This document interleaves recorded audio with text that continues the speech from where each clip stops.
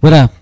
Donc, merci beaucoup. Seigneur, merci de bénir encore ces moments, ces instants et de te glorifier. Merci, Seigneur, d'agir et d'intervenir encore ce matin, de toucher nos cœurs, Seigneur, et de nous Seigneur, Seigneur, toucher nos cœurs, nos esprits, Seigneur, sur cette réalité de la résurrection, Seigneur, parce que tu es pas seulement mort, mais tu es ressuscité. Et nous pouvons crier victoire ce matin. Amen. Amen. La mort a été vaincue par la puissance de la vie et de la résurrection. Vous savez pourquoi le peuple chrétien est persécuté? C'est pas parce que simplement certains croient en Jésus dans la crèche ou mangent un petit chocolat qui s'appelle Jésus, mais c'est à cause de la résurrection, la puissance de la résurrection. Et ça, c'est important de comprendre. Les cathos se sont emparés du message de la passion. J'étais un ancien catholique et c'est vrai que j'ai eu l'occasion de voir des processions et bon, c'est vrai que c'est intéressant. Puis après, pouf, plus rien. C'est-à-dire qu'on parle un peu de la résurrection, mais il n'y a plus rien. Et nous, c'est vrai qu'en tant que chrétiens évangéliques, on parle beaucoup de la résurrection, enfin, et encore des fois, la puissance de la résurrection, mais on oublie aussi de temps en temps de reporter nos regards sur ce temps de crucifixion, tout ce que Jésus a souffert pour nous, ce temps de passion. Ça nous a été fait un petit peu ce matin dans ce que Philippe nous a apporté. Et je crois que c'est important de regarder cela et de se rappeler ce que Jésus a fait pour nous, a accompli pour nous sur la croix, qu'il est mort, qu'il a été crucifié, que cette crucifixion, ça n'a pas été une partie de plaisir. Et quand on voit un des films, je dirais, bon, peut-être qu'il a quelques particularités, mais un des films peut-être le mieux, qui identifie mieux quelque part la souffrance de la croix, c'est le film de Mel Gibson, quand il parle de cette passion, où on voit que c'était un sacrifice et que c'était un supplice qui était très très violent, cette croix avec tout ce que Jésus a subi. Donc la croix n'est pas un échec.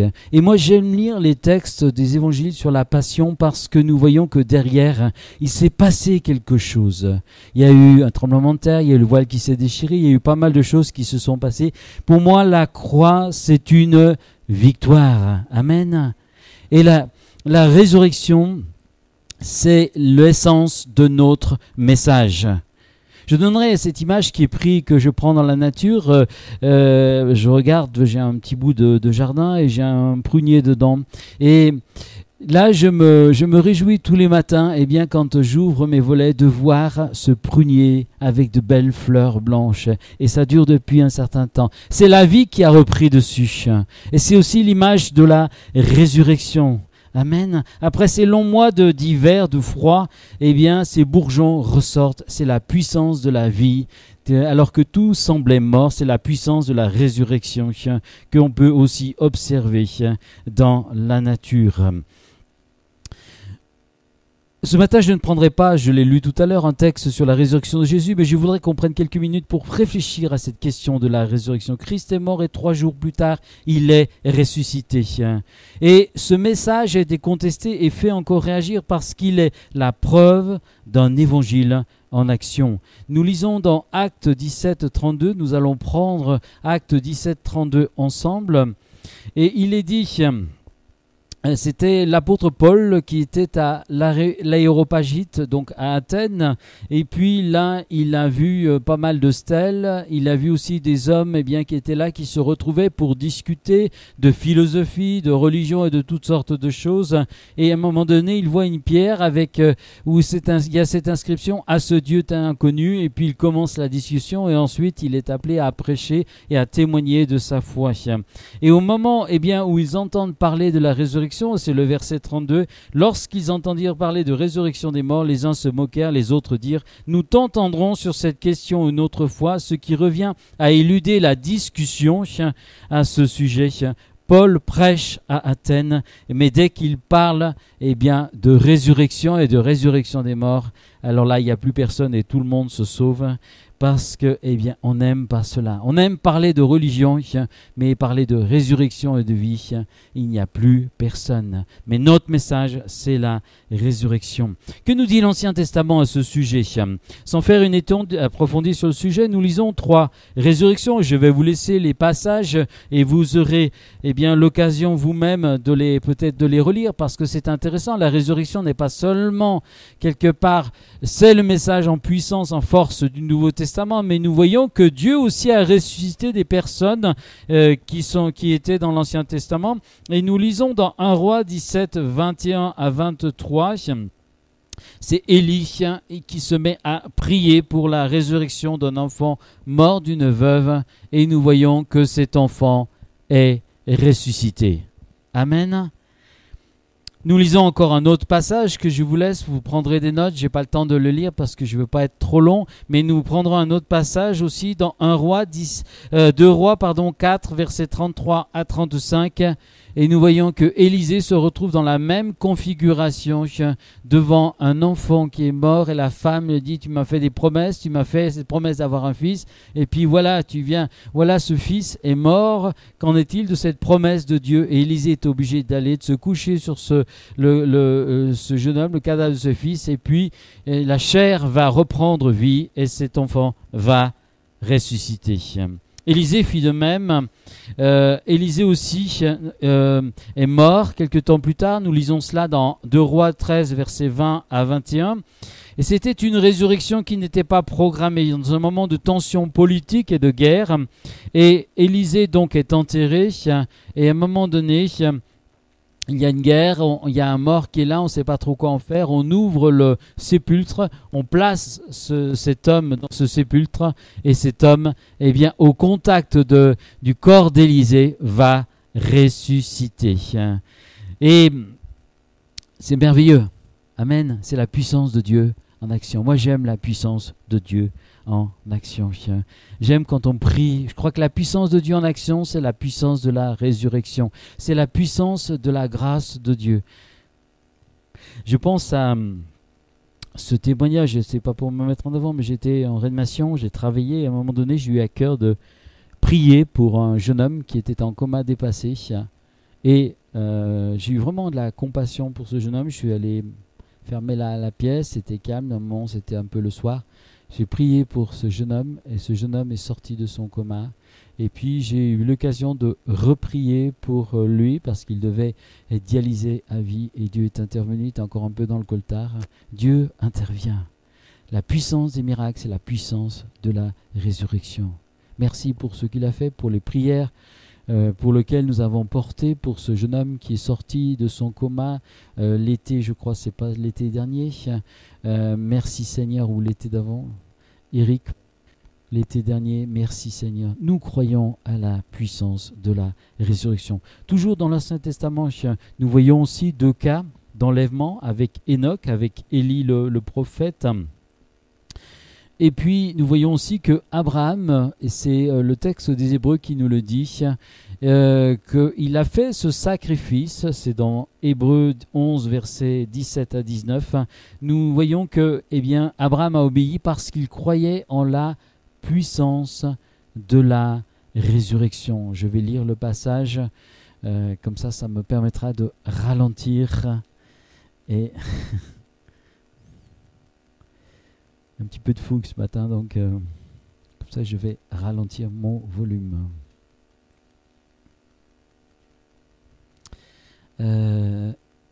Hébreux 11, 19, il est dit, au verset 17, on peut le lire, c'est par la foi qu'Abraham offrit Isaac lorsqu'il fut mis à l'épreuve, qu'il offrit son fils unique, lui qui avait reçu les promesses et à qui il avait été dit: en Isaac sera nommé pour toi une postérité. Il pensait que Dieu est puissant même pour ressusciter les morts. Aussi le recouvra-t-il par une sorte de résurrection. Il y a bien sûr aussi d'autres signes que nous lisons dans l'Ancien Testament de cette puissance de la résurrection. Et c'est pour cela que du temps de Jésus, pour les Juifs, la question de la résurrection n'était pas une question farfelue. Ils y croyaient. On voit aussi que, eh bien, quelque part, ce qu'on appelle la Pâque ou la résurrection, ça correspond un petit peu à la fête des prémices, je crois que la fête des prémices, donc qui a juste lieu après la Pâque, où une gerbe est agitée de côté et d'autre.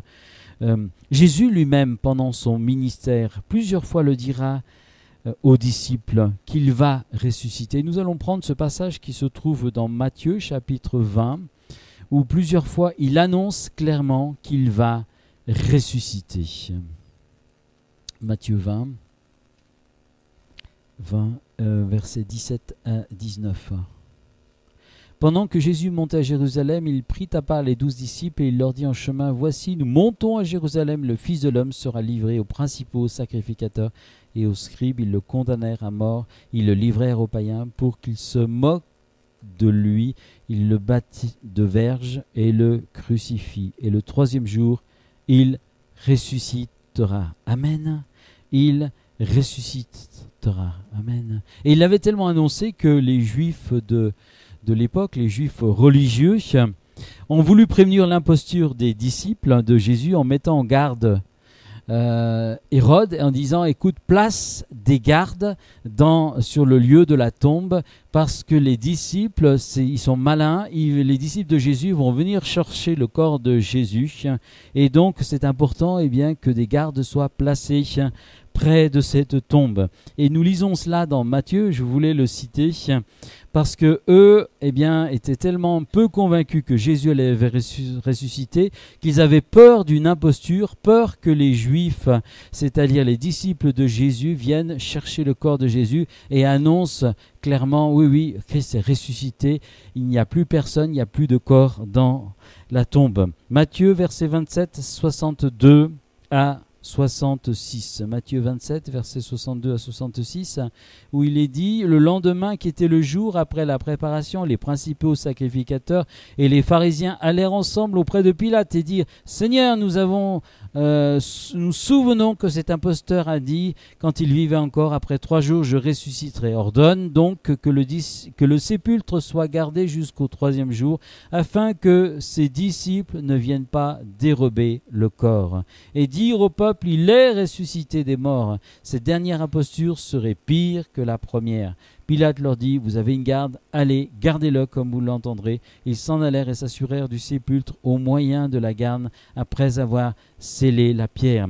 Et au verset 4, c'est intéressant, nous voyons qu'il s'est passé quelque chose, il y a eu un tremblement de terre, mais Jésus était déjà parti à ce moment-là, il était déjà ressuscité, mais un ange apparaît et au verset, il est dit que le Seigneur descendit du ciel au verset 2, vint rouler la pierre et s'assit dessus, son aspect était comme l'éclair et son vêtement blanc comme la neige. Les gardes tremblèrent de peur et devinrent comme morts. Les gardes tremblèrent de peur et devinrent comme morts. Mais l'ange prit la parole et dit aux femmes, pour vous ne craignez point, car celui que vous cherchez, Jésus, qui a été crucifié, il n'est point ici, il est ressuscité. Il est ressuscité. Amen. La résurrection, c'est la base de notre foi. Jésus affirmera, en répondant clairement au désespoir de Marthe, suite à la mort prématurée de son frère Lazare, je suis la résurrection et la vie. Je suis la résurrection et la vie. Celui qui croit en moi ne mourra point quand même il serait mort.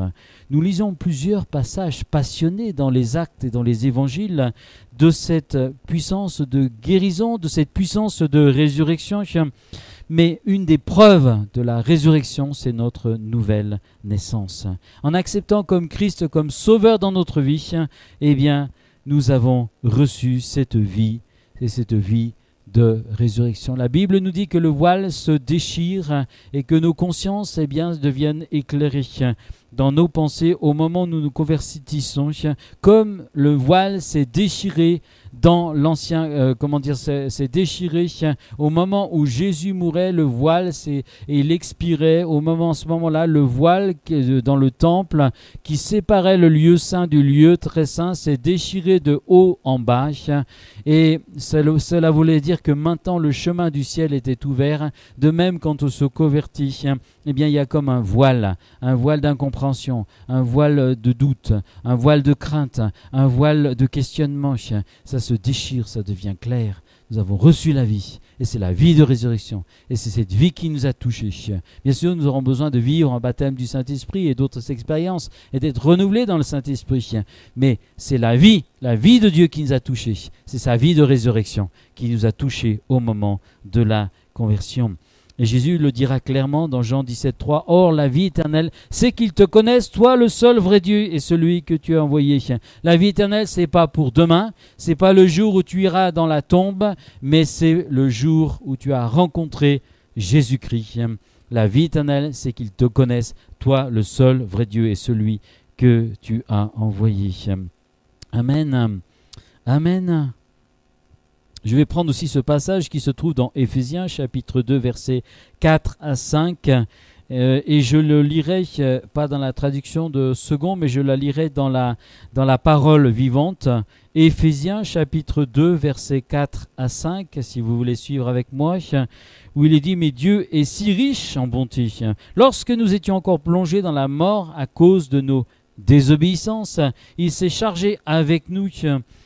Il s'est chargé de nous avec amour et nous a conduits vers une nouvelle vie en nous communiquant la vie même du Christ.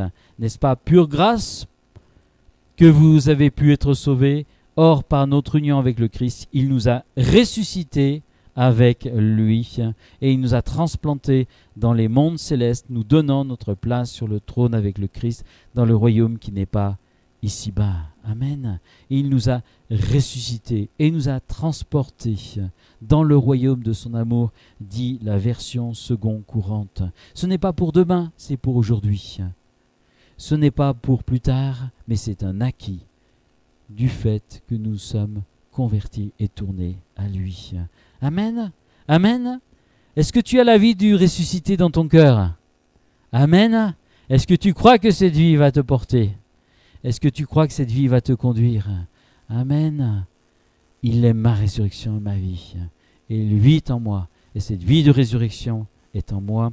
Et le deuxième point, c'est la vie de résurrection de Christ nous donne sa victoire sur nos instincts naturels. Une seconde image que j'aimerais donner, qui se tire un petit peu de la nature ou de l'environnement. Un jour, je marchais sur un trottoir, j'ai été surpris. C'était vers le boulevard je crois que c'est le boulevard de la Rocade. J'étais assez surpris de voir que, eh bien, le goudron était complètement ondulé. Et à un moment donné, eh bien, j'ai vu des petits bouts de pouce en continuant en marchant, des petits bouts de pouce, eh bien, qui sortaient de ce goudron. Pourtant, c'est une croûte qui est épaisse, mais la puissance de la vie prenait, je dirais quelque part, le pas sur la puissance de la mort, sur la puissance, je dirais, de l'homme, sur la puissance naturelle. Et ce goudron était percé et la vie repassait et traversait eh bien, en cassant cette couche de goudron. C'est la puissance de la vie dans le temps qui est plus forte que le travail de l'homme qui reprend le dessus. La puissance de la résurrection va nous transcender. Elle va nous transcender. Nous prenons courage parce que sa vie en nous est plus forte que les oppositions, qu'elles soient internes avec notre propre nature ou qu'elles soient extérieures, peut-être par les oppositions, les persécutions, les incompréhensions. Paul nous dira d'ailleurs dans l'épître aux Romains, il nous dit « Si par contre le Christ vit en vous, vous êtes devenus des hommes et des femmes nouvelles. » C'est dans Romains chapitre 8, versets 10 à 15. Nous allons le prendre ensemble. Si par contre le Christ vit en vous, par son esprit vous êtes devenus des hommes nouveaux, votre corps a beau rester mortel à cause du péché, votre être intérieur est vivifié par l'esprit.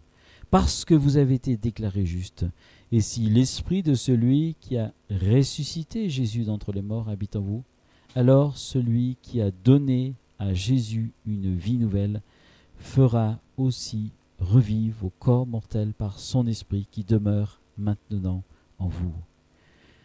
Voilà pourquoi, chers frères, nous ne sommes plus tributaires de nos instincts. Si vous avez des obligations, ce n'est plus envers l'homme livré à lui-même. Nous ne sommes plus obligés d'accomplir ce qu'il exige de nous. Si vous continuez à suivre ces impulsions et à laisser régner en vous, vous marchez vers la mort. Si par contre, par la puissance du Saint-Esprit, vous livrez à sa mort les actes mauvais que vous accomplissez dans votre corps charnel, vous allez mourir. Mais si donc par contre, par la puissance du Saint-Esprit, vous livrez à la mort les actes mauvais que vous accomplissez dans votre corps charnel, vous vivrez réellement. Car ceux qui se laissent diriger par l'Esprit de Dieu sont fils de Dieu. En effet, vous n'avez point reçu un esprit servile, l'Esprit qui vous a été donné ne vous transforme pas en esclave, il ne vous ramène pas sous la férule de la crainte, il vous a introduit de plein droit dans la famille de Dieu, donc ça a été tiré de la Bible Colombe. Excusez-moi pour les traductions qui changent. Une puissance en vous qui vous libère. C'est s'identifier à sa mort, à sa résurrection. Il a pris ma nature et me fait triompher. Il n'est pas seulement mort pour mes péchés, mais c'est ma nature, ma vieille nature aussi qui a été crucifiée. Et je m'identifie à lui dans sa mort et dans sa résurrection. Et je vis cette puissance de résurrection parce que je m'identifie à lui dans sa mort et dans sa résurrection. Christ est mort, mais je suis mort aussi en lui. Et en lui, je vais renaître et vivre cette vie de résurrection dans ma propre vie. Il nous faut connaître cette puissance de la résurrection et je lirai un texte tout à l'heure à la fin pour conclure. Et une dernière chose que je dirai, c'est la résurrection qui est annoncée lors de son retour. Lors de son retour, il y a eu des prémices d'une résurrection parce que nous voyons qu'au moment que le voile s'est déchiré, il y a eu une résurrection, un tremblement de terre, des tombeaux, des sépulcres se sont ouverts et il est dit que les saints sont rentrés dans la ville. Je pense que les gens ont dû avoir très très peur. Nous trouvons ce texte dans Matthieu 27, versets 51 à 53, où nous voyons que les gens ont rejoint la ville, sont sortis de leur sépulcre. Mais toutes ces personnes qui sont ressuscitées sont de nouveau mortes après. Lazare lui-même, s'il a connu la résurrection, d'autres dans les évangiles ensuite sont morts, ils sont plus vivants, ils ne sont plus avec nous aujourd'hui, ils ont dû aussi revivre une autre mort. Mais lors de son retour et de son premier retour, nous allons vivre cette résurrection. Nous allons vivre un événement grandiose. Jésus viendra sur les nuits et il viendra rechercher son Église. Il nous est dit dans le texte qu'au départ il y aura une résurrection des morts. Il y aura une résurrection. L'Église, ceux qui sont morts en Christ, vont en premier ressusciter. Et nous aussi, les vivants, nous allons monter avec eux dans les airs. C'est-à-dire qu'il y aura une puissance de la résurrection qui va se manifester par des gens qui sont morts depuis peut-être 2000 ans ou 1000 ans, qui vont ressusciter, sortir de le sépulcre. Et nous allons être transformés. Et c'est encore là la puissance de résurrection qui va transformer nos corps pour qu'ils deviennent des corps de gloire et nous allons monter auprès du Seigneur à la rencontre de lui dans les airs. Ça, c'est la première venue de Jésus. On retrouve ces textes, je vous les laisse simplement dans 1 Thessaloniciens chapitre 4, versets 13 à 18 et 1 Corinthiens 15, 50 à 57. Relisez ces textes. C'est la puissance de la vie. C'est la puissance de la vie qui triomphe de la puissance de la mort, qui triomphe de la puissance de la chair. Le credo catholique dit qu'il croit en la résurrection de la chair, mais c'est quelque part faux, parce que ce n'est pas la résurrection de la chair que Dieu va donner, c'est la résurrection des corps.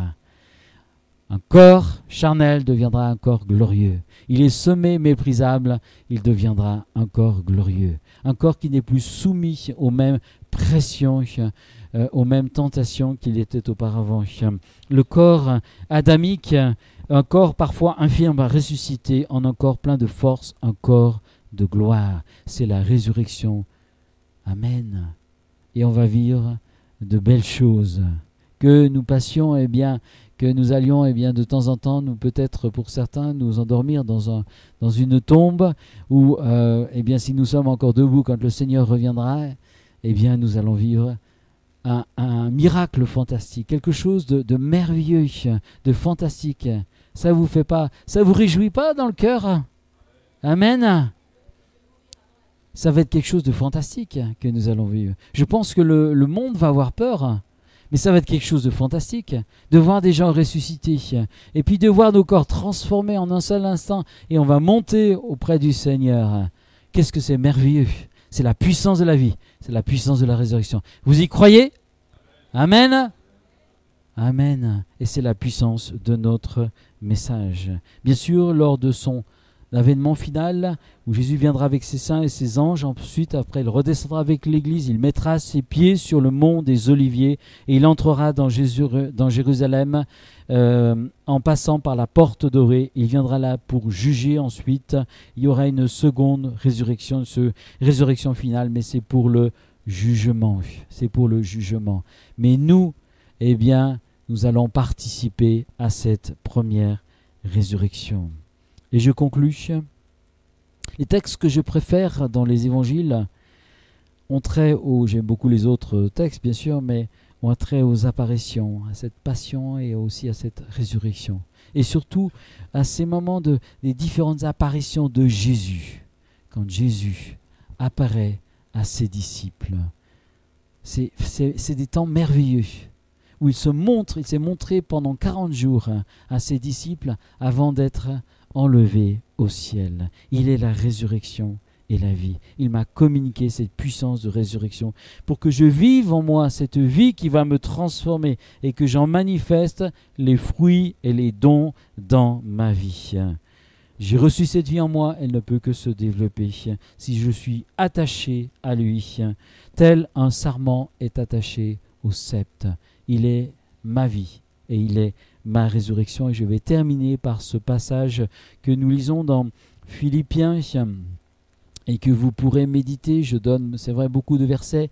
Je n'ai pas le temps de trop m'arrêter dessus, mais vous aurez l'occasion de les relire, de les reméditer, de vous en imprégner, de vous enrichir, de vous fortifier au travers de ces paroles, combien c'est important, cette puissance de la vie, de la résurrection. Nous parlons des fois de la croix, mais derrière la croix, il y a la résurrection. Connaître la vie de la résurrection, c'est connaître la puissance de la mort, de la souffrance, de la crucifixion, la puissance de la croix dans ma vie, pour que je puisse connaître cette vie de résurrection. Amen.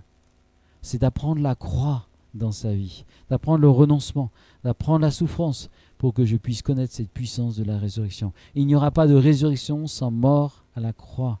Il n'y aura pas de vie sans un renoncement. Il n'y aura pas de vie sans un renoncement. Amen. C'est Philippiens, chapitre 3.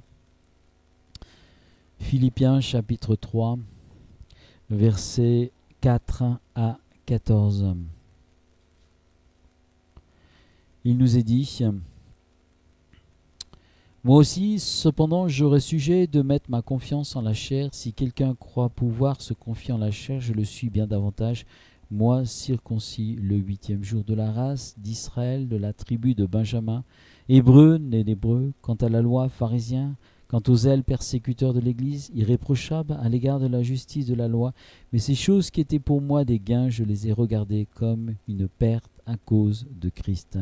Et je regarde toutes choses comme une perte à cause de l'excellence de la connaissance de Jésus-Christ notre Seigneur, pour lequel j'ai renoncé à tout et je les regarde comme de la boue, afin de gagner Christ, et d'être trouvé en lui, non avec ma justice, celle qui vient de la loi, mais avec celle qui s'obtient par la foi en Christ, la justice qui vient de Dieu par la foi, afin de connaître Christ et la puissance de sa résurrection et la communion dans ses souffrances. C'est lié en devenant conforme à lui dans sa mort pour parvenir, si je puis, à la résurrection des morts. Amen. On connaît la mort, on connaît la vie. On vit la mort, on vit la vie. On vit la souffrance, on vit le renoncement et on vit la puissance de la résurrection. Et l'apôtre Paul nous dit de nous attacher non pas à la mort, mais à la vie. n'est pas attaché à la souffrance, mais à la puissance de la résurrection.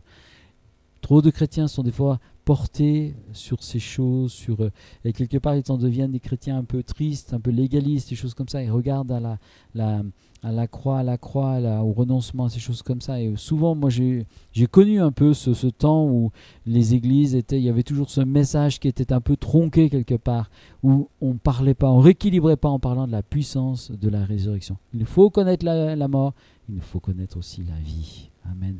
Et la résurrection. La puissance de la résurrection. Nous ne sommes pas appelés à rester dans la tombe. Nous sommes appelés à vivre pour Jésus-Christ dans cette puissance de résurrection, transcendée, transformée par l'esprit de la croix. Merci pour ta parole, merci de bénir, merci de renouveler, merci de rafraîchir, merci Seigneur de donner une vision claire et précise Seigneur de cette vie de résurrection qui nous a touchés, qui nous a impactés Seigneur. Seigneur, merci pour cette vie de résurrection Seigneur, nous avons la vie de ressusciter dans nos cœurs Seigneur. Veuille bénir, renouveler, faire du bien à chacun et que vraiment Seigneur chacun puisse Seigneur avancer, grandir dans cette vie de résurrection, Seigneur, et te connaître, Seigneur, jour après jour, toi, le ressuscité. Amen.